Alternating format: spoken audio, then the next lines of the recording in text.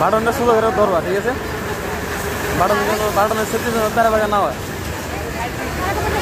তাহলে কিন্তু নিডল ভেঙে যাবো, ওটা মাথার। এর জন্য কিন্তু আমার করার কিছু নাই। শুনছো?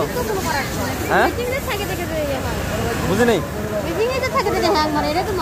হ্যাং মারবো না, হ্যাং মারলে তো আমি আছি নাকি?